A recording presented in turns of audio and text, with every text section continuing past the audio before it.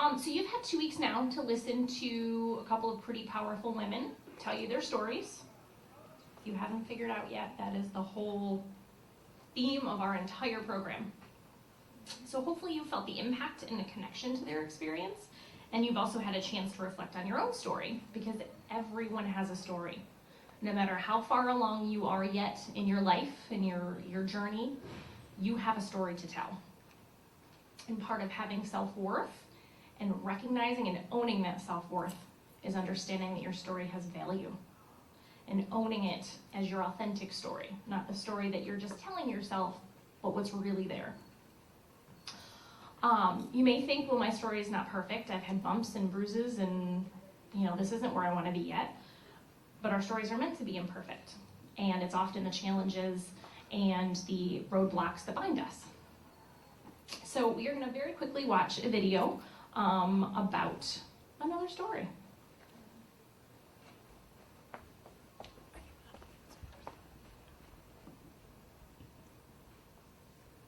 Oh, thank you, Jenny.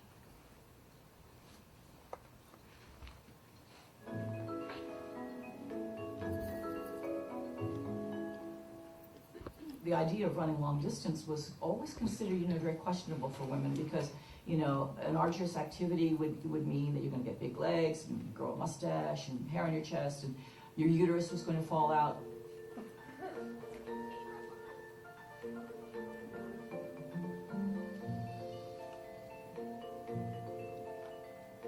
So I filled out the entry form. I signed my name with my initials. I signed KV Switzer. When I signed it that way, obviously, when the form went in, they couldn't tell it from a guy's. The world's most famous foot race even attracts a leggy lady, Kay Switzer of Syracuse. So there we were with my coach, Arnie Briggs, and my boyfriend, an All-America football player, Tom Miller. When other runners would come by, they would say, "Oh, it's a girl!" And they were so excited. And Arnie would say, "Yep, I've trained her." And all of a sudden, the flatbed truck is in front of us, and I heard the photographer saying, "Slow down, slow down, slow down." And they were taking pictures of us. On this truck was the race directors. One of them was a feisty character by the name of Jock Semple. He just stopped the bus, jumped off, and ran after me. Suddenly I turned, and he just grabbed me and screamed at me, "Get the hell out of my race and give me those numbers." And then he started clawing at me, starting to try to rip my numbers off. And I was so surprised. And he had the fiercest face of any guy I'd ever seen, and out of control, really. I was terrified. And all of a sudden, my boyfriend, Big Tom, gave Jock the most incredible crossbody block and sent Jock flying. Yeah. And all of this happened in front of the press truck. The journalists got very aggressive. "What are you trying to prove? Are you a suffragette? Are you a crusader?" Whatever that is, And I said, "What? I'm just trying to run." They finally left. Then it got very quiet. Snow's coming down. Nobody's saying anything.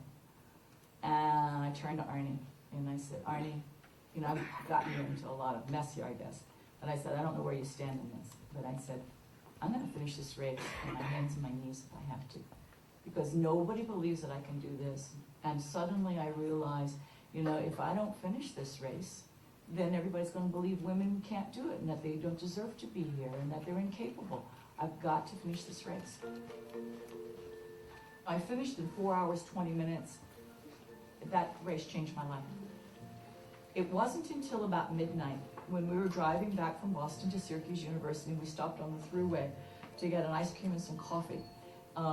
Did we see the newspapers and covered front and back of all the different editions with the pictures. I realized that now this was very, very important, and this was going to change my life, and it was probably going to change women's sports.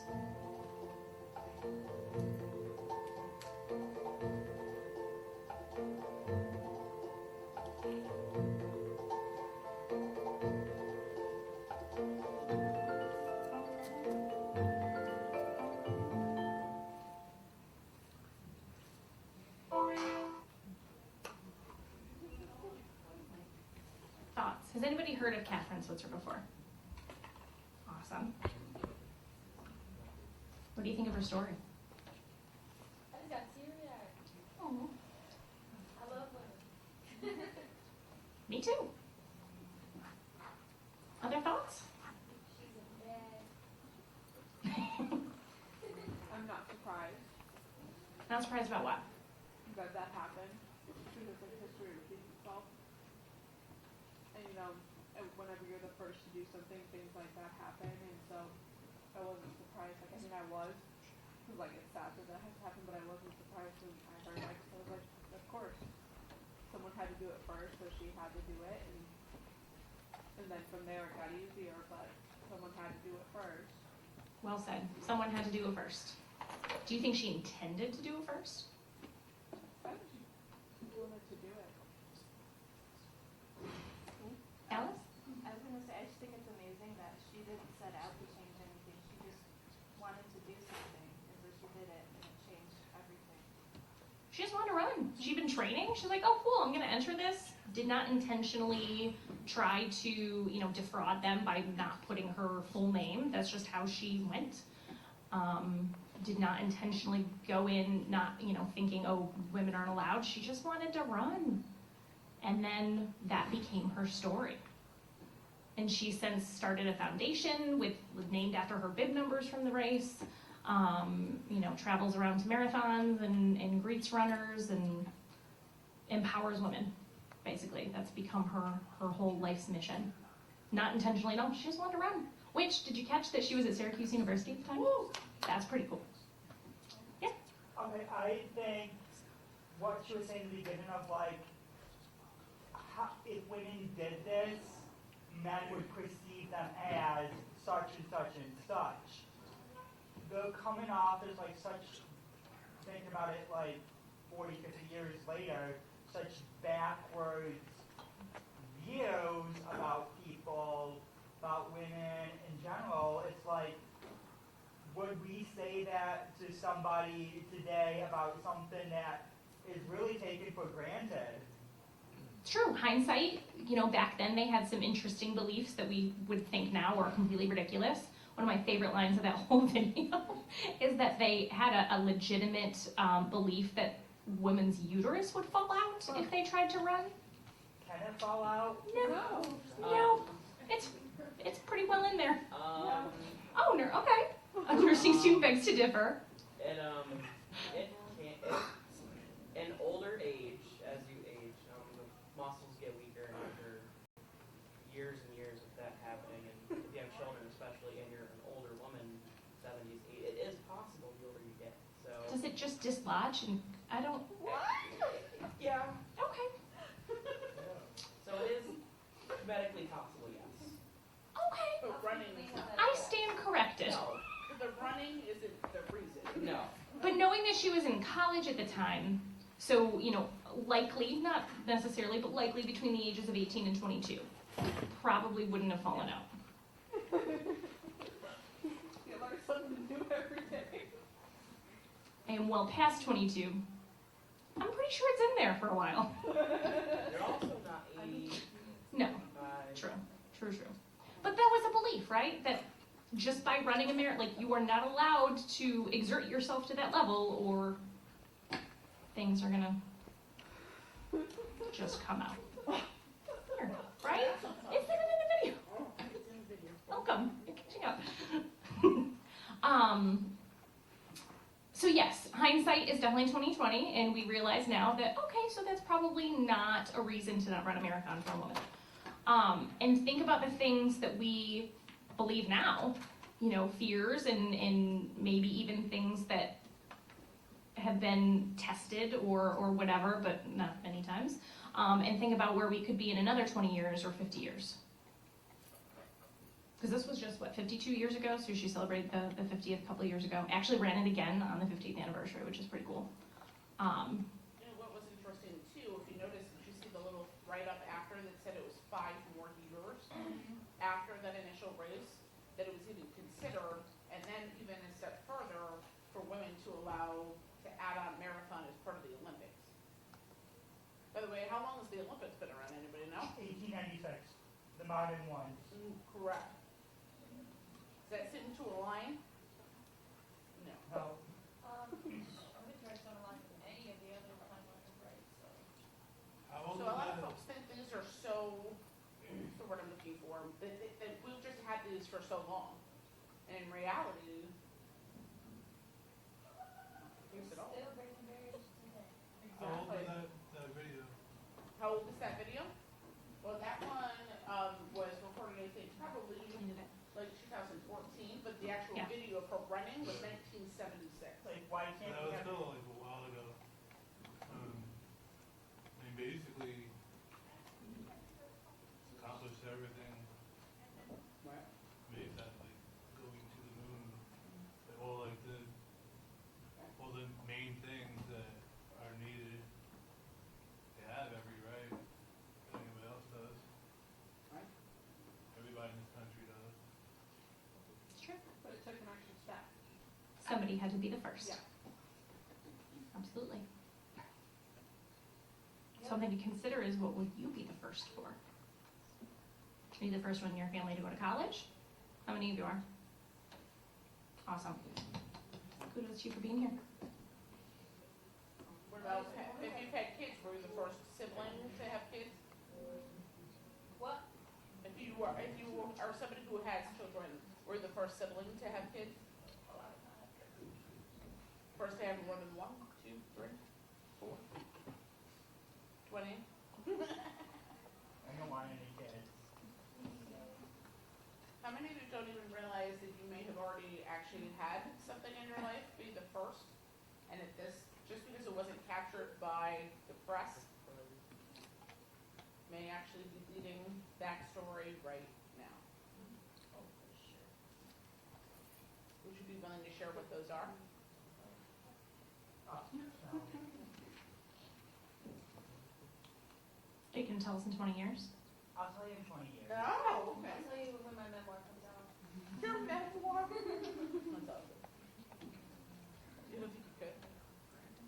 Well, I guess as a teaser, so in your workbook is an article called How to Tell Your Own Story. There's some prompts in there.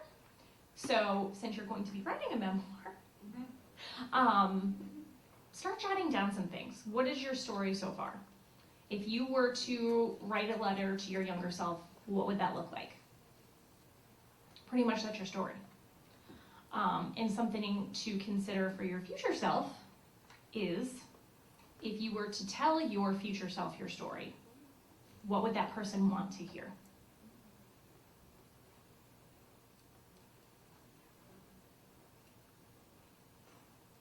Any thoughts so far? Like, say what we would want. Sure. And write it down later, but your reflective activity for this week is going to be to start to write your story. And that's not an essay. This isn't like an English paper. It's just your story. Because everyone has one. And everyone's story matters. Let's even start with the big question, if I don't mind. Yeah. How many of you feel like you don't have a story that's even worth sharing that other people would even want to listen to? Because that's the first step, to realize that there is a value there. There's something to say. Right? And can I tell you that this topic last year, we also had a change in speaker, and the last minute Jenny made me do it, and I'm like, what? I have to tell my story? Who cares? I'm not the CEO of Thompson Health or the senior vice president of Tompkins Banking, wealth advisors with multi-million-dollar clients. Everyone's story matters. Thank you. I am me. It's not done writing yet. No one's is until, unfortunately, it's done. But wherever you're at right now, you have a story. And you're going to keep adding to that story.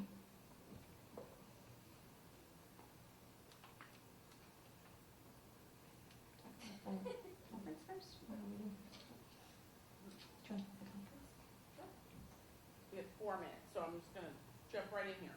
November 1st, which is a Friday. For some of you, I've spoken. Oh, yep. Okay. Perfect. So November 1st, which is a Friday, so it's not this coming Friday or the Friday after. It's the first Friday in November. Imagine November 1st, right? From 8 o'clock in the morning till about 5 in the afternoon, we have a unique opportunity if you are interested. There is what is called an FLX Women's Conference happening in Fairport. and we have been given a unique price for having students attend. You could do both a full day, a half day, either morning or afternoon. So if you are interested in participating, we have up to 10 spots, 3 of which have already been taken. But again, it would be from 7:15 to 12:30, and then 12 to 5:30 if you choose the half day options. If you choose to come the whole day, please let me know. Is anybody interested in doing that? I know you guys have class. So please, will you pop up and talk to me after? I want to make sure to get your names down. But it's a very unique opportunity. If you actually go to there's a Facebook page called FLX Women. You can see the caliber of individuals that are coming are pretty astonishing, and the fact that it's in our backyard and for all of you would be free to attend. So very exciting stuff. So I always have this joke about, since we're on the story topic, is, the biggest thing in telling your story, of course, is the title, right? So what would your book be called? And I've spent so much time thinking about this topic more often because this is something that we speak of all the time. And it changes here and there, and it depends on what's going on in my life. I realize, wow, I'm like very dramatic in my title. But I think I've got it down to Genergy. It's what's in you. Pretty good, right? Or in my slogan would be re-energize, Regenergy. Right? It's right there. It's fantastic. So has everybody else ever thought about, like, if you had to title a book, what would it be called? What would you name it? I just have a question. Sure. You said to tell you if you want to go after this? Oh, for the conference? Yeah. So after we're done today, before you leave this room, come talk to me. Okay. So I need your names down. I don't know what I would call my book. You don't know if you just guess off the fly, what would you say it would be?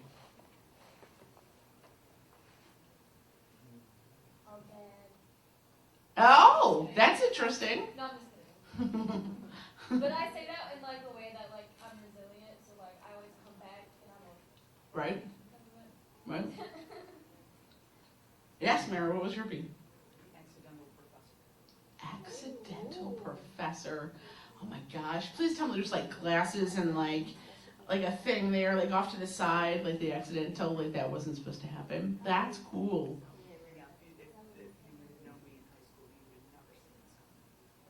Now this is being recorded, so she just trademarked that, so this is your historical reference. If anybody else takes that, Mary Murphy, professor, has that. Today is... Anybody else? What would your title be? Today. So Yes, Anna, what would it be? The Journey of Arc. Oh. Since my initials are ARC. Look at that. That's awesome. That's clever, too. I know, right? Yes, Bill, what would your title be? I have one. It's a Native American title. And it would be Running Ground Hitter. Oh. Look at you. That's a little play on words there, too. I like it. Yes. You're going to laugh at it. Well, here's the thing. I laugh a lot, so the percentage of that outcome is fairly high. Well, it could either be Tony's Dictionary of Dad Jokes. Copyright 2018. Or, in more serious terms, the Merce. The nurse. Because you're a male nurse. Like the Manny, which is a male nanny. Nurse. That's interesting. Not just a Merce, the Merce. Oh, you're the one and only? T-H-E in all caps. Wow. That's awesome. Anybody else? Yes, Sarah. Me. M-E? Would it be periods in between or just No. any capital letters?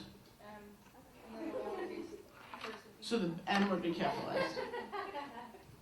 Leave them wanting more, Sarah. Leave them wanting more. That's always the skill set. That's fantastic. How about this side of the room? You guys haven't spoken yet. What would your book title be? Huh. I don't even know. I never really thought about That's actually a good start. I don't even know, ... No, really though, because like I had a long journey and it's still continuing one, so I wouldn't even know what to name everything. Right. Volume 1. It probably would just Volume 1. No, it probably would just be like, I don't even know, ... Yeah. I mean, that's an excellent lead-in. You make me want to know more. How about for you? What would yours be? You made eye contact. You have to say it now. Yeah, mm-hmm. Wait, who? Ooh. You! She already spoke. It's your turn. Oh, I don't know. You don't know. I don't know. Come on. Yeah, I I don't know. I think they're really working with like our thoughts and feelings. That's awesome. That's great. So storytelling, as Andrea was talking about, and again, I apologize. This is why we have the speaker go first if you haven't figured that out, because then it leads into the other things that we can't talk about till she speaks. So we're kind of holding off on that. But the one thing I want to kind of maybe take a minute to chat about is when you think of stories, do you think about the experiences that you have had in either listening or reading? So when you think of a story, do you think of it in like a book form? Do you think of it electronically? Do you think of it as a paper you have to write? Like, what do you see visually when you think about that? I just think of somebody's life in any form that they decide to. You guys have heard of blogs, right? I know I'm like 1986 over here. But you've heard of a blog, right? Has anybody ever thought about writing electronically? Has anybody written electronically? Not a blog. Not on mine. So you don't think you have a story to tell, though? I do. So can I call your bluff on that? Don't think I don't remember. So you've written electronically? Me? Yes. Yeah. On a blog type style or what? Well, I'm writing a novel, that kind of thing. How long have you been doing that for? Been working on it on and off since Senior senior year. year? Now I'm working on a screenplay for a musical, so there's that. Mm. In the free time, I totally. Right. So it's not getting a lot of pages added, is what you're saying? Oh no, totally, it is. Good. You were gonna say? Well, I was just saying, I feel like writing online, like blogging or anything like that, really invites a lot of like trolls or people that you don't really want to respond to your stories, and that, like, I don't know. If you're sharing like really intimate details of your story, the wrong audience could easily read it and in a negative way. But isn't that also the value, if you think about it, like in a deep thought, is once you put a story out there, regardless of whether or not it's good, bad, grammar's where it should be or shouldn't be, is it really yours after that? Wow, we're like asking you guys really deep questions. You're all like staring at us like this is like deep thoughts, but I feel like I have a voiceover, deep thoughts, but right. But is it? Would you say it's yours? Yeah, it's still your story. What do you mean? It doesn't matter what other people say, it's still your story and what your message, you wish other people are reading. Still happened to you. Yeah. Still happened to you. But what is their value in your story? Does it change the lines in which you wrote? Does it change the timing in which it happened? So why do we value? Because you said, there'd be people out there that would then speak negatively about it. It can change other people's perceptions of what you're saying. Ah. So they get to rewrite your story, and that's where the fear of trolls lies. A lot of people's perception, like especially like these days, is really insane and crazy. And we Right. care way too much about what other people think. Huh, wait a minute. Can you say that a tad bit louder? We care way too much about what other people think. You care way too much about what other people. Other people affect aspects of your life. Like when you're hired for a job, if you want to meet people, it involves other people. But the date you were born, does that change? What about the date you graduated 5th grade, which apparently is a thing now? I mean, the way people perceive things these days, like if you're born like in the wrong year, they're probably like out to get you. Like they're crazy perceptions. Right? But does your truth change? But then why do we put so much value in that perception? Right? Yes, Tony. What was that? With the whole, what you just said. With what you just said. Oh, kind of how I summed it up? Excuse me. Well, it is our honor and our pleasure. Our guest speaker is now here. I don't know if you kind of saw her sneak in the back door. For many of you, and if not, I hope for many of you, this is a familiar face. But if not, this is Tristan Miro. Dr. Tristan Merrill. She is the Director of Honor Studies. She'll tell you a little bit more about herself. But she, first of all, can we give her a round of applause? We totally pulled this in within like 24 hours, and she put this whole thing together. So we were so excited to welcome her. So please get your full attention, and I'll pull this up for you. Oh, wait, I did my thing.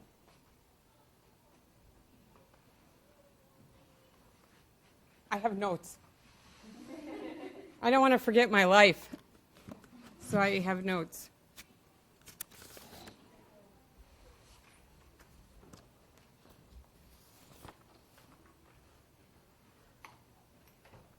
I apologize for being late. I was talking to teachers from Bloomfield and Hanoi schools about what honors is, and I get carried away because honors is cool. Anyway, thank you for the nice introduction and the very warm applause. That was very cool. Yeah, I did kind of put this together, but it's an easy thing to talk about because it's pretty much what I do, and it's part of who I am, which you'll kind of see is part and parcel of what I'm going to talk about. And I'm going to start by saying that Dean Koontz once said that a storyteller finds order in the apparent chaos of life, and order is a light in the darkness. And so keeping that in mind, this is my story. Oh, hey, look, this is my story.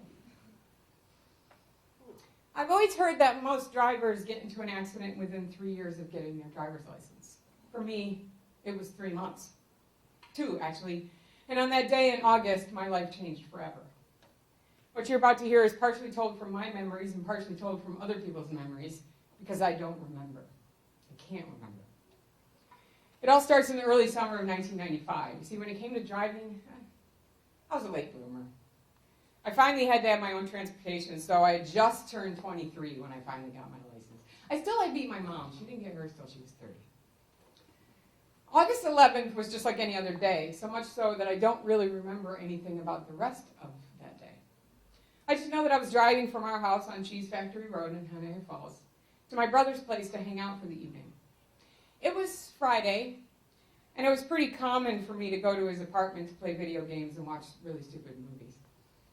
I drove down our long driveway, turned right, and proceeded down to the intersection of Cheese Factory and Quaker Meeting House Road. I'm sure being a new driver that I came to a complete stop and my hands were still at 10 and 2, although I think they teach 9 and 3 now. That's okay. I don't remember if I was going straight or turning left because either way would take me to my brother's. It was 6:38 p.m. and the temperature was 78 degrees. The driver's side window was open and I was moving less than 5 miles an hour. He was going over 50. I had my seatbelt on. His front end slammed directly into my driver's side door, and my car hurtled away from his and landed in a ditch. I never lost consciousness, but everything I've said so far comes from reading police reports and listening to people who were there or came shortly thereafter. A jogger saw the whole thing, and a woman in a nearby house called 911, and someone went to my parents' house to fetch them. They said, "I think your daughter's been in an accident." Roads were shut down, my family arrived, the jaws of life were ordered, and I sat waiting, forgetting people as quickly as they introduced themselves to me and talked to me to keep me calm. My father went to sit in the passenger side of my car with me. When they told him he couldn't do that, he replied, "Stop me," and did it anyway. Go Dad. A policeman kept coming to talk to me, and I could never remember who he was. I found out later it was his birthday, and in fact I remember to this day, though I still can't remember his name or his face. There's so much I don't remember that it feels odd to tell the story to some extent, but it's still my story. But it still feels like it was someone else's. The mental replay that my brain insisted on recreating was wrong for years because the police initially drew the accident diagram backwards on their report. I wrote a poem once about it called Secondhand Memories. At some point, a blanket was placed over me, covering me from head to foot as they had to pry the car apart to get me out. I might have a vague memory of the scratchy wool on my face, but I'm not sure. I just have an active imagination. My windshield was smashed and the roof was partially removed in order for me to be freed, and sometimes I think I remember the deep mental groaning sound that must have made, but again, I'm not really sure. The seat I had been in had been lifted up and pushed to the center of the car, and the seat was twisted and my leg was pinned between the seat and the dashboard. Finally, after 45 minutes, I let go of the hand of the EMT who had been my high school prom date. Awkward. I'm assuming, I really don't know, and was slid into the ambulance. Doors slammed shut and the trip to Strong began. My mother was in the front seat of the ambulance and my father was following behind in his car. On the way, I started screaming and they turned on the sirens, afraid that I had ruptured my kidney. I slowly became more aware of what was going on some 7 hours later in the hospital. I remember some of what they did, and I remember my parents sitting with me and the police in the general area. I remember my mom telling me that the plant didn't make it, but I don't remember the plant. I remember the wheelchair that took me to the car so I could go home. I was never admitted to the hospital because there was nothing they could do. You see, as it turned out, my kidneys were fine, and it was my back that was hurting. The collision had caused my lower back to fold in half. Lying on my back in a stretcher with a rigid neck brace on in the ambulance had aggravated the pain that was already building even while I was still in the car. And still I was lucky. So the two parts that you see circled are collided, and the little bone broke. Despite everything I've just told you, I understand on some level that I'm extremely lucky. If he had hit me any harder, he would have broken my spine, flipped my car, or worse. If it had been colder, my head would have collided with the side window, but none of these things happened, and we had no way of knowing at the time what we know now. There is more to this story, the story of lawyers and lawsuits, grand juries and subpoenas, angry police officers, and a long, slow recovery that had not yet ended.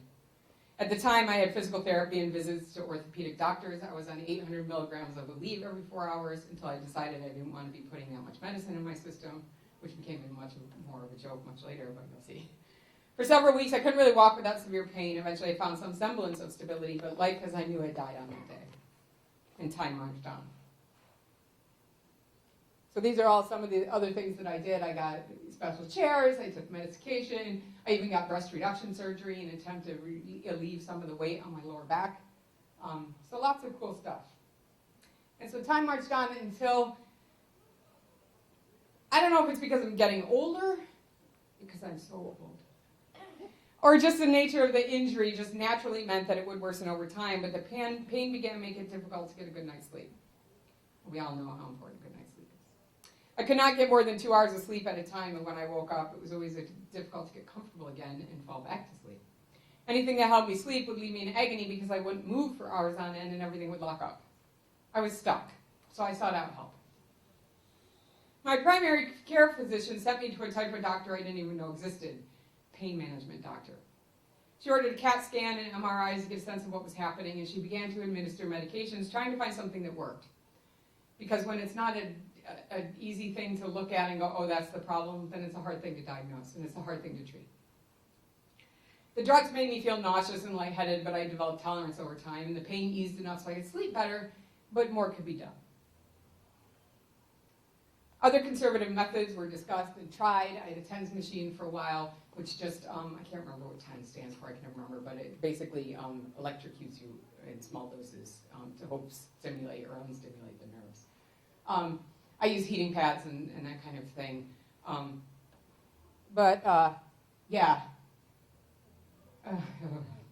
Anyway, so yeah, I had shots. In 2013, I had 5 medial branch block injections down my spine.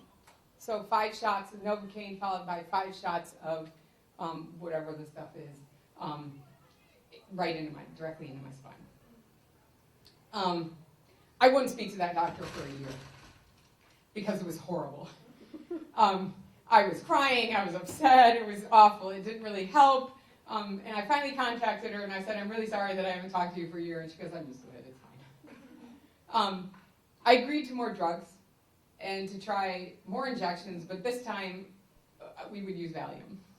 And we also not do it in the hospital because I was starting to get the sense that I was having actual anxiety responses to being in that part of the hospital. So nausea, chills, shaking, a desire to just sob uncontrollably for no reason. But there's more about that in a minute. So in 2016, I had an epidural injection in her office. It did not help. And then in 2017, I had sacroiliac joint steroid injection, which also did not help. At that point, I said, I'm not doing this anymore. No more shots. Shots are great, and they really help some people, and that's awesome. I'm not one of those people, unfortunately.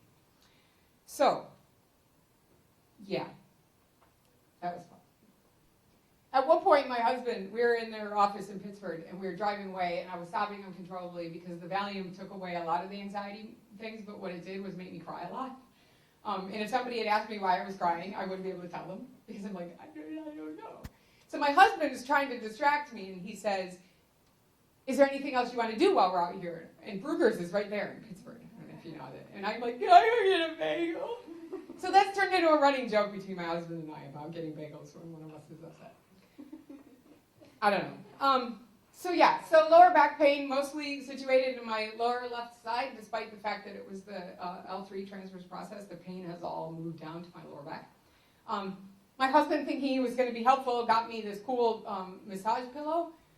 It's like a shiatsu pillow, and unfortunately, it triggered a severe case of sciatica in my leg. So that was fun. So I don't use those pillows anymore, and I gave that one away. And I said thanks, but no. And he felt really bad about it. So this is my life now.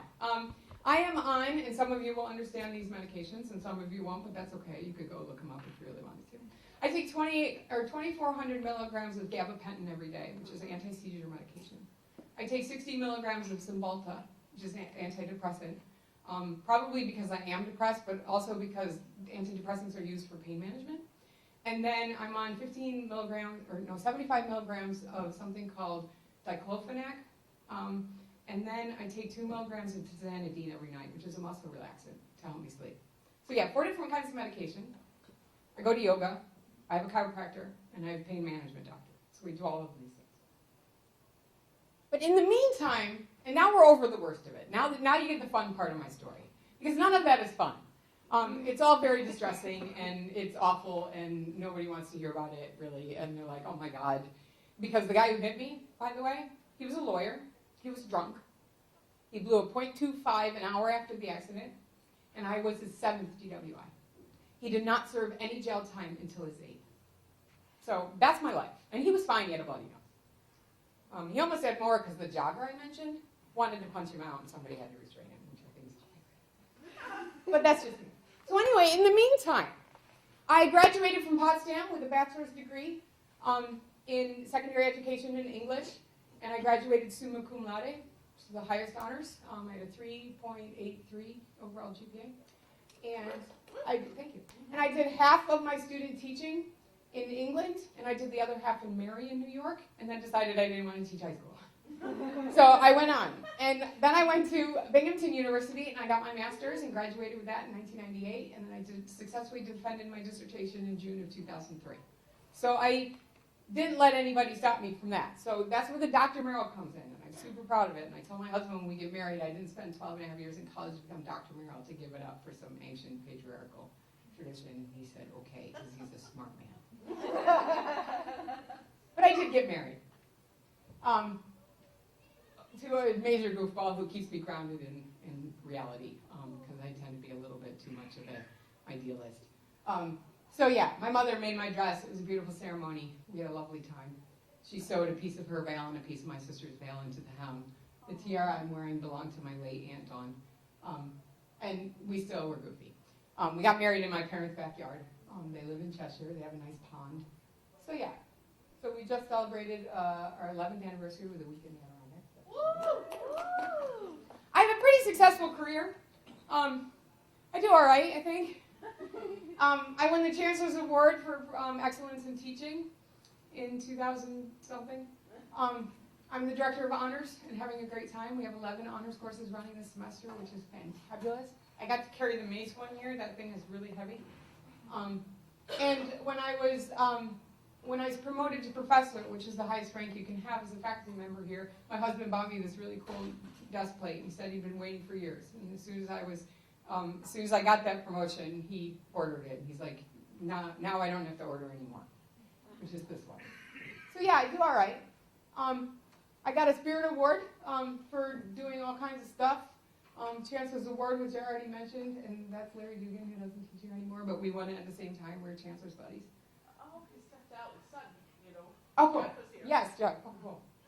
He would have seen it. Yeah. I do charity walks and activist events.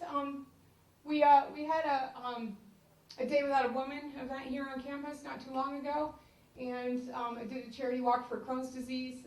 Every year I do the walk to end Alzheimer's and Mary. And so I do that. I do the found word calendar here at FLCC, where I collect a word every day, and I do cool stuff. And I make a calendar and I sell it. And every year we've raised over $2,000 that we give back to the college as a scholarship for a student in need.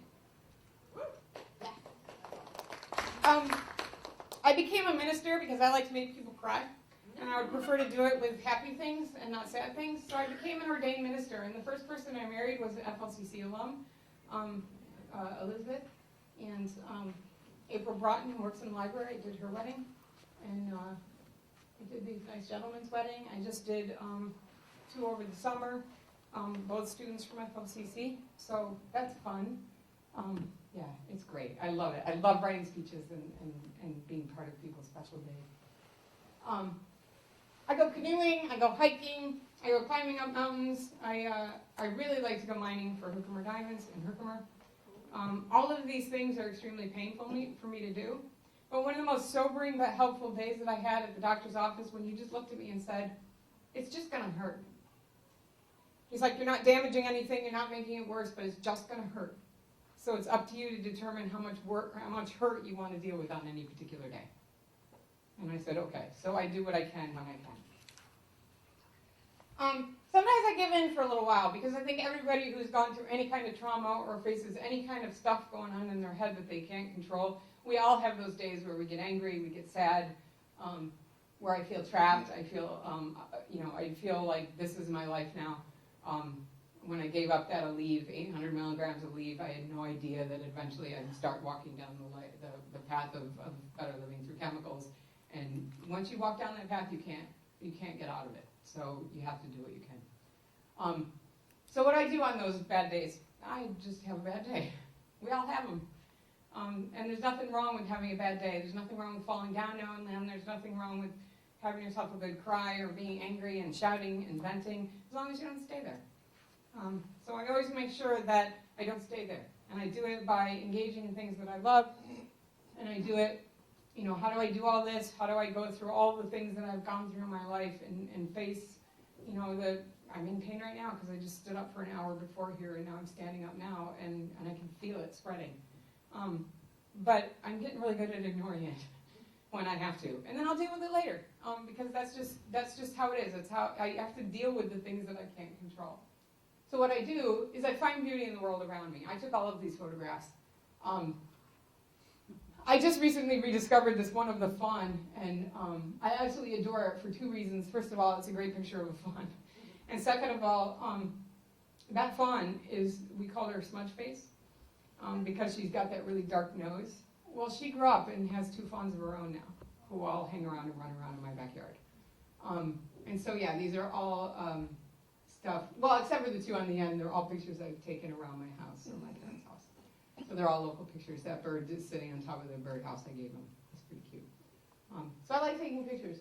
I like doing other things I love to do. I'm a fanatic when it comes to jigsaw puzzles. I have done 36,000-piece jigsaw puzzles this year. I'm counting because I am. If you're super excited about looking at my jigsaw puzzles, just friend me on Facebook. I post a picture of them every time I finish them. I write poetry. I draw pictures.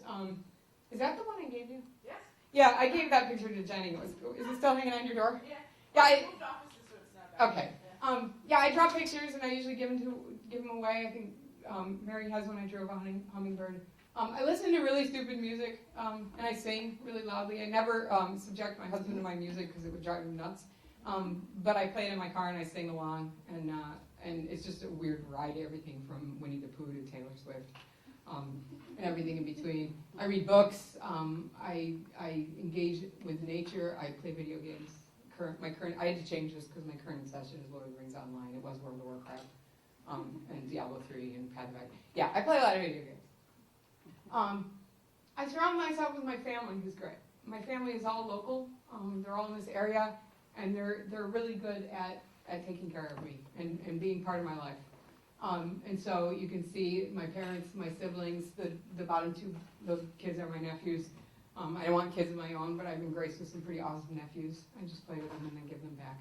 The little one is obsessed with looking at my Pokemon Go and whether or not I've caught any Pokemon lately. That's what I should put. I play really dumb mobile games too. But it's fun, and that's the point. My in-laws are in there in that group picture. So yeah, my family's pretty awesome. Surround myself with my squad. I get tired really easily because some of the medication I'm on causes chronic fatigue. So I don't socialize a lot, but when I do, I make it count. So, you know, in almost every single one of these pictures is a big old grin on my face, and none of those are faked.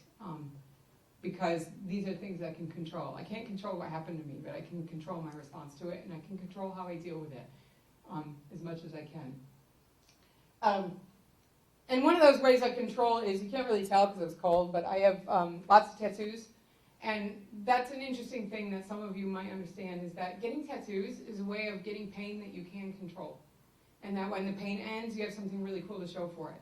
Unlike the chronic pain that I can't do anything about, really, and that never really goes away, and I can't really do anything about it other than what I'm doing, and it doesn't end, and I have nothing cool to show for it, except I'm alive, which is kind of big. But tattoos, rock on, man. I get one every year, just about. Sometimes I go with friends, and you know, eventually I'll run out of space, but we'll worry about that when it happens. And I'm a goofball. You know, all these pictures, I had to think a little bit about whether I wanted to put them on here, but I'm like, the heck with it. That one from graduation over there where I'm making the dumb face was actually on FLCC's Flickr for graduation that year. And I'm like, I'm just going to do it. I don't care. Because I can control this. I can control that part. I'm going to have fun and make goofy faces and put on dumb helmets and, you know, I did Darth Vader. And my husband bought me a tiara because he's great. I kept saying I wanted one, so we ordered one from Amazon and gave it to me. So now I have a tiara. I wear it when I'm vacuuming. And laughing, which is good timing because you all just laughed. And that's really what it's all about. We just gave my cat a Cadbury cream egg, and she's kind of a chunky cat, so it kind of works out that she's in there. And then our little girl that we rescued from an attic, and my husband, who that's pretty much sums up our relationship. But what it really all boils down to is that everyone, Patrick Rothfuss, who's a best-selling author of King's Killer Chronicles, The Name of the Wind, he said everyone tells a story about themselves inside their own head, always, all the time. That story makes you what you are. We build ourselves out of that story. And Maya Angelou said, which I think is a nice counterpoint, there is no greater agony than bearing an untold story inside you. So what you just heard is my story. So what I want to know is, what's your story? And how are you going to tell it? Because every single one of you is the hero of your own story. And you cannot always control what the world deals out to you. We all face big challenges, whether it's trauma, our own mental health, whether it's just a bad day. And what you really have to do is figure out the parts of your life that you can control and control them and mold them so that you can be as happy and as healthy and successful as you can possibly be. And you don't let those little pieces of you be all of you. I am not my back pain. I am not the medication I take. I am not the hour in the middle of the night when I cannot get comfortable and cannot sleep. It's not me. It's part of who I am, but it's a small part. It doesn't have to be the part of me that other people see. It doesn't have to be the part of me that controls my life. Because it did for a while. I was depressed. I was upset. I was angry. And it was awful. And I don't want to live like that. So I made a conscious decision, and I make a conscious decision every day to be the hero of my own life, to smile in the face of these parts of me that I can't change or fix, and to just be myself as much as I can. And that means all of me, not just my pain, not just my pills, not just the fact that, you know, I can't do things that I want to do, because there's a bunch of other things that I can do, and those things make me happy. And that's what deserves my attention. And that's all I got. So what's your story?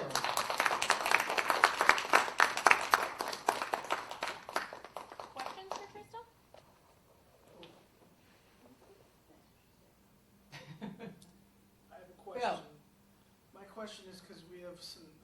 Anonymous stuff going on. Mhm. Last year I had 5 vertebrae in my neck rebuilt. And how long did it take when you made that conscious effort to not let the pain take over? Because I'm finding that the impulsive shoot from the hip bill that used to do just fine now doesn't. So the part of me that has to perish is the part that is that bill. And I now have to be like me, third person view me saying, wait, that guy's not the real you anymore. Pull out of that. Because of the sleep, because of the pain, because of the pills. To be perfectly honest, it's never always gone, because you have good days and you have bad days. And it took a while for me to figure out that that's, and I made some really dumb decisions in there. I made some bad life choices, and it took me a long time. It took me a while to get out of it. But this accident was in 1995, which means that my back has been screwed up for longer than it wasn't screwed up. And that was a really sobering day for me, to realize that this was the day. And so I'm not sure there is an easy answer to the question, other than if you're not doing yourself damage, then you have to forge ahead. You have to do the things anyway. And eventually, and it's hard. It's really hard at first. Like when I go hiking, lots of sitting down and resting way more than I want to, and having to sort of be okay with that. But right now, like I said, because I've been standing for 2 hours, there's a lot of pain right now. And most of the time I can ignore it. Most of the time I can just ignore it because I fully believe and I constantly remind myself that the other things I am doing are more important than that pain. So it's constantly reminding yourself that you are more than your pain, you're more than those other things, and that you can forge ahead in spite of them. And to spite them, right? I'm not going to let it win because, no, it's just not an option. I'm not going to let it win. And so I keep forging ahead. And there are days when I don't want to forge ahead. Like I just want to curl up and hug my kitties. And so I do that. And allowing yourself to accept that you're going to have bad days, and that's okay. Because you have made it through every single bad day you've ever had, which is pretty awesome. So you got a pretty good track record. Yeah?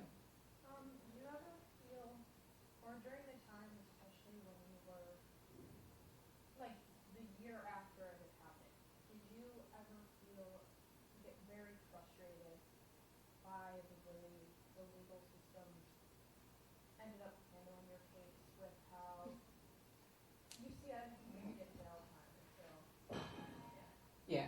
It was, I had to write a victim impact statement at one point, and it was very hard because the guy is sick. I understand that. He's an alcoholic, and during the course of investigating my accident, they discovered he'd been embezzling money from his law firm, and he was disbarred as a lawyer. And I would imagine he was embezzling money to pay for his alcohol habit, because that's a ridiculously high blood alcohol content. And the man was ill. I mean, he had an addiction, and so because I'm an empath, part of me was understood that this man needed help.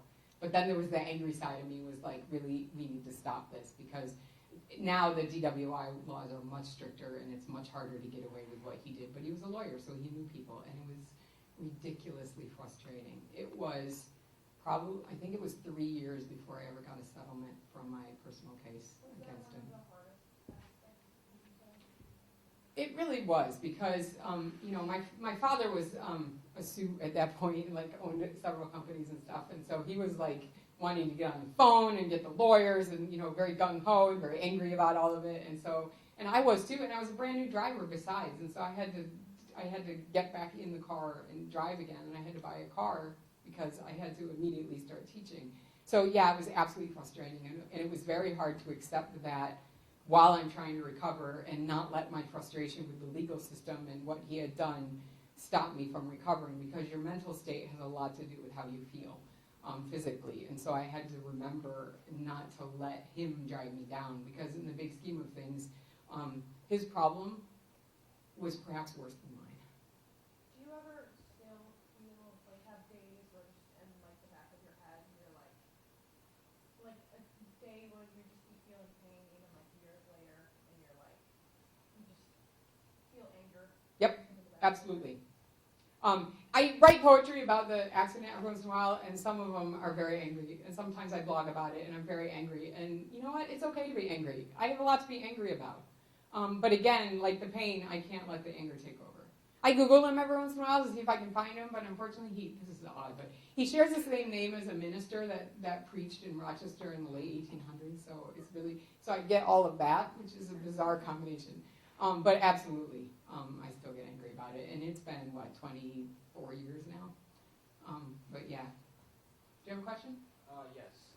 How long did it take you to get fully over your accident and not have anxiety about going to a vehicle? I was never really. It was never really a problem to drive again, oddly enough, because I didn't remember it. So I really didn't have a problem driving again. Other than the fact that I was a brand new driver and still nervous because I was a brand new driver. Because I don't remember any of the accident, that's never bothered me. But to this day, I still have trouble in hospitals. And it took me a while to realize that. I went and picked up a friend who had surgery on his eye, and we picked him up, and I was standing in the waiting room waiting for him to get dressed. And I started to feel sick to my stomach, and I started to feel like I wanted to cry. And my husband's like, "You should go out and sit down." Because you don't look good. So I went and sat down, and that's when I first realized it. But even now, my father had a lot of heart trouble last year, and I was sitting in the hospital, and the whole day I had to fight that anxiety because it's just being in that space. But I know that it's there now, so I can be prepared for it. Because sometimes you just know you have to do stuff that is uncomfortable. And as long as the bigger stuff takes more control over your life, I'm not uncomfortable every day, and this too shall pass, then I generally am okay. And my dad needed me, which helped, because I tend to project onto other people more. I want to take care of other people. So it was easier to focus on him because he needed me to be there. Yes? How do you get yourself out of this hole of I have mental health issues that I don't always know how to dig myself out of, but also with everything else that piles on top of that you continuously have to deal with, on top of all the stuff that you don't understand how to deal with? That's a tough question, because you really have to break a cycle, because it becomes a vicious cycle. Because if you get stuck thinking, oh my God, I'm having a bad day, I shouldn't be having a bad day, and then you feel bad because you're having a bad day, and you get stuck in this cycle of having a bad day. And I think for me, what I tend to do is run away.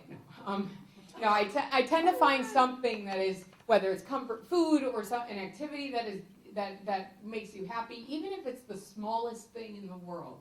Even if you're lying in bed and find you cannot get up, and the best that you can manage is to sit up, then sit up, and you've made progress. And then maybe once you sit up and you say, okay, I did that, now maybe I can take a shower, or now maybe I can brush my hair. And you do it in steps. I'm not a mental health professional. I just started my psychology degree, so in a couple years I might have a better answer, but for now, for me, it's just figuring out what works for you, and paying attention when you're having good days to what is going well and what you're happy about, and the little things that make you happy. Maybe that first step is you pick up your phone and you open Facebook, or you text a friend.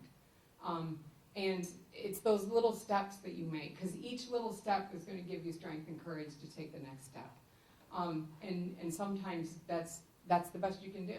And sometimes maybe the best you can do is just roll over and go back to sleep for a while and try again in a little bit. As long as you don't stay there, it's okay to be there now and then. Have you ever had one of the things that made you really happy that you originally like you were saying, remembering the things that make you happy on your good days, what makes you happy? Have you ever had one of those things kind of turn on you and end up being something that makes you unhappy, or ends up being something that becomes part of the problem? Probably. Nothing that I've ever stopped as a result of realizing it. but I have to be careful. Like, I love to do jigsaw puzzles, and if I'm not careful, I will sit hunched over them for too long. And so sitting at my desk for too long, and suddenly I realized that, yeah, my back is killing me, and I've been sitting down for 2 hours and haven't gotten up. Teaching is painful. Like, a lot of the things I actually do are painful, but the joy I get from doing them outweighs the pain of it. But I've never had a time when, I've taken days where, like yesterday, I went home early because I just couldn't go for it anymore. And I knew that my 2 o'clock class would run itself, so I sent them to do their own thing, and I went home, slept for 2 hours, and then went to yoga. And sometimes I'll get frustrated because there's things in yoga I can't do. And if I'm not careful, it's part of the problem. And then I get stuck in, wow, I really love yoga, but this hurts to do yoga, so oh my God, I can't do yoga anymore. And so then I have to go, wait, no, I can do. I just have to do gentle yoga or the relaxation yoga instead of, the really hard parts, the really tough or challenged ones. What do you think is the best part of your story? I'm here.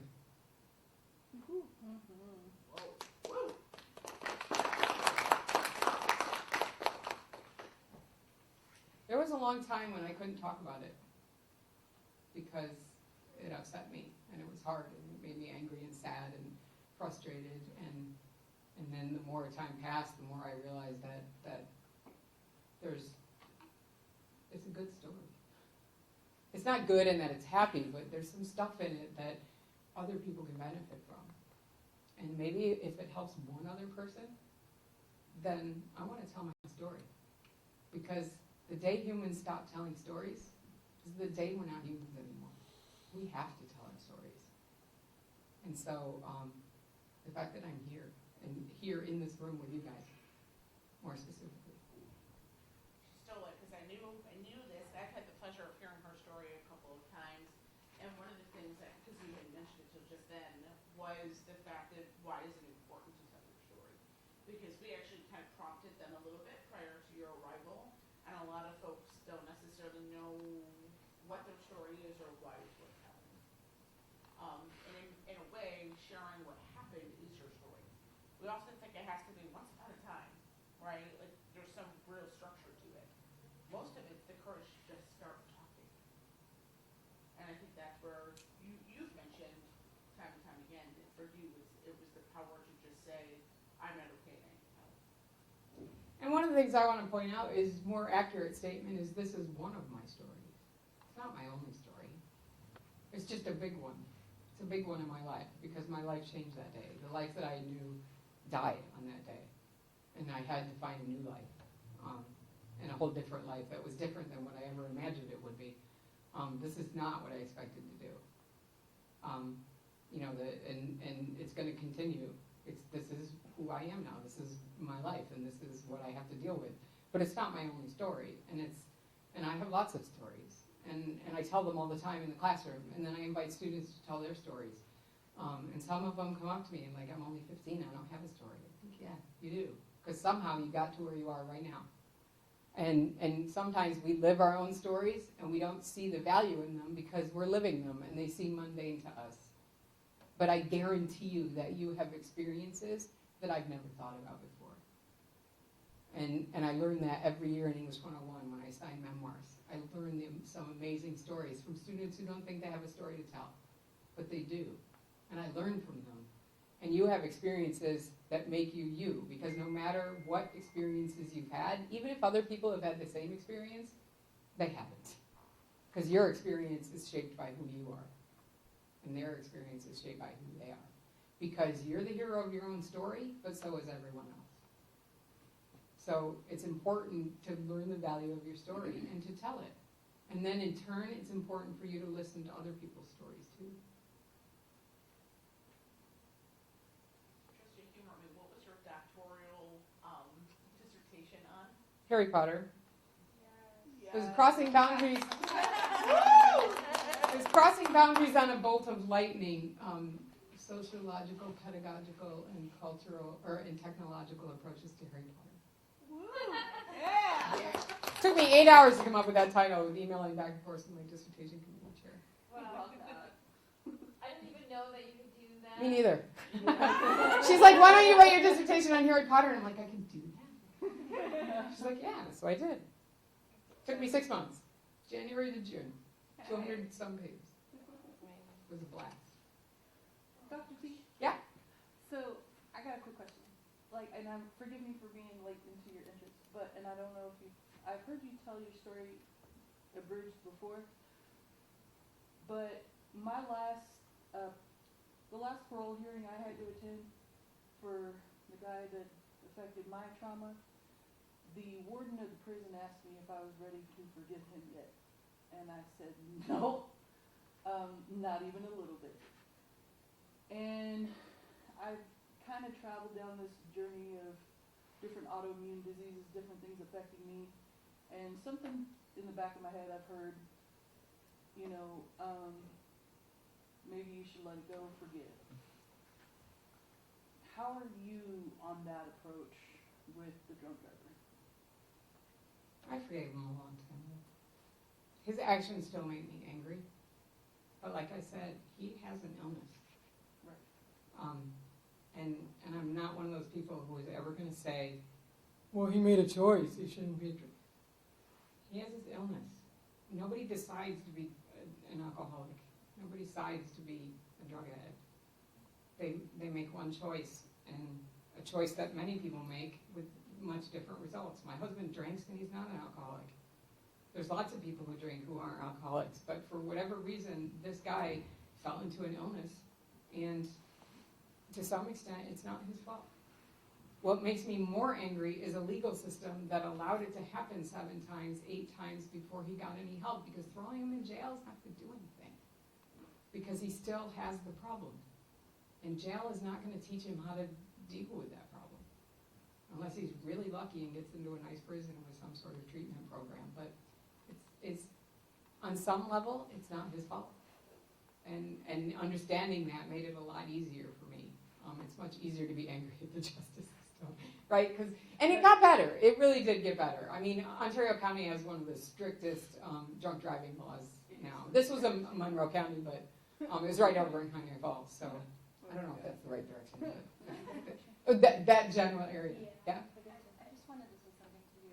There's a big difference between forgiving and letting go. You don't Yes. have to forgive something, but you need to let go at some point and move on and take control of your own. Yeah, he's going to be in prison probably until my son turns 30. My son's 24 now, so it's going to be a little while before I can let him go. And telling your story is an amazing way to take control. Because a lot of times this trauma and even issues of mental health are things that are not in your control. Like, and mental health issues is a tougher one because it's part of your brain, that you're being attacked by your own self. And that makes it really hard. But telling your story is an amazing way to take control, because the more you tell the story, the more comfortable you are with that story, and the easier it gets to realize that the story is your story. It's your thing. It's your life and your thing that you can control. And so being open about what I experienced was one of the most healing things I did, because now I can tell the story without choking up most of the time. And so I own it. It's my story. And look at me. I've come a hell of a long way. And I didn't let that stop me. Can I let it go? I don't know. It's a tough one because it's hard when it's constantly there. But I can accept it. Because I can accept the things that, what is it, the wisdom to accept the things I cannot change. Right. And so yeah. So letting go and forgiveness are important things, but you can't force them. They're going to happen when you're ready for it. But the more you own the story, the more it's your story and not his. There wasn't another one. Well, I mean, I pretty much went through the same process. So I was wondering how you kind of coped with the pain of everything, and if you still had any. Whatever it took. Whether it be a heating pad or a hot shower or lying down for a while. You know, the physical stuff, I learned to try different things until it works. And I also realized that sometimes, you know, yeah, my back hurts right now, but, you know, my arms don't hurt, my head doesn't hurt. You know, I feel pretty good otherwise. And when I'll go home and I'll engage in self-care. I'll put a heating pad on for a bit and maybe take a nap, pet my kitties, relax, and remember that the pain I'm feeling from standing here is a sacrifice I was making so that I can bring you this story, because I think it's worth it. Also, it's Friday and I'm still here. How is because we know, for Andrea and I, why is the power of storytelling an important leadership skill to at least become aware of? Well, as a leadership, when it comes to just because it helps you talk. Because I think too often leadership is looked at as micromanaging people and moving people around like pieces on a board, whether you're in a club or an organization or community service or anything, or even your group of friends.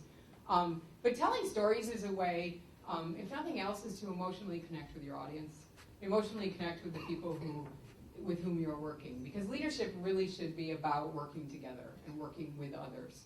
And so telling your story makes it easier to connect with other people. I don't know a lot of you, but you've laughed at my jokes. You've gotten really serious when I got to the scary parts of the story and the serious parts, and you're listening. And this is a thing that I never would have expected that I could do. I hate public speaking. I hate it. Makes me nervous and uncomfortable and all these other things. But yet I'm standing up here answering questions about stuff that are extremely personal to me. And I had notes, but only so I could not forget the details that I wanted to make sure I shared, especially since they're someone else's details that they told me, because I don't remember it. And I don't remember the years, because all the stuff that I've done to try and deal with the pain have sort of blurred together over the years. But if we take on leadership roles, how well can we lead other humans if we attempt to stop being humans? Woo! Empathy, sympathy, emotional, there's nothing wrong with any of those things. The world tries to teach us way too often that it's important to be cool. And we need a lot more kindness in the world. And telling stories and telling our stories are a way for us to connect with others. And we live in a world that they always talk about the global community and all of those things, and that is very true.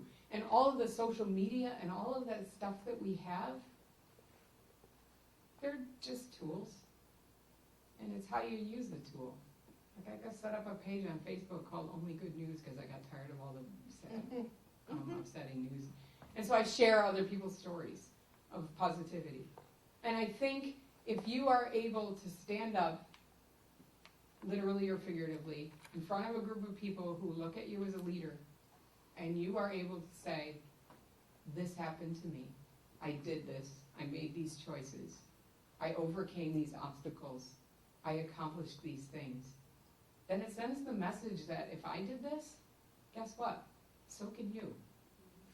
Facing whatever your obstacles are. And it doesn't have to be about trauma. You might be sitting here thinking, wow, I've had a pretty good life, nothing bad's happened to me. Awesome. And yet here you are, still seeking out how to be a leader. And how to have self-initiative, and how to reflect on who you are, and how you can be better at what you do, and how you can serve the community, and how you can serve your family and your friends and the world that you live in and the job that you're seeking to do. And all of those things are born out of the fact that you are who you are. And if nothing bad has ever happened to you, awesome. You're still here. You're still making a choice to be a better person, and you still have stories to tell, and those stories will impact others. And it's not about trauma. It's not about mental health. It's not about pain medication. It's not about having cats, although cats always help. It's just about telling your story and being you and sharing who you are with other people. Let's give her a round of applause. Thank you for listening One to me. thing, and then our highs and goals. So why don't Like, we what are you consider this to doing? be a part of our highs and goals? It'll be just one thing we're going to show you real quick, and then we'll wrap up with that. No. Everybody look down so you don't see what I'm doing. Should I move the camera down? No, that's fine. So the last thing.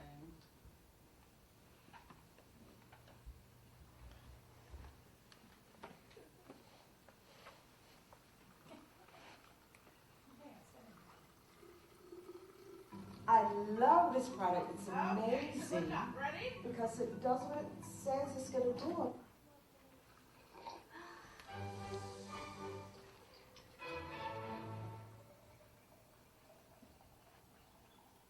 So what is empathy, and why is it very different than sympathy? Empathy fuels connection. Sympathy drives disconnection. Empathy, it's very interesting. Teresa Wiseman is a nursing scholar who studied professions, very diverse professions where empathy is relevant, and came up with 4 qualities of empathy.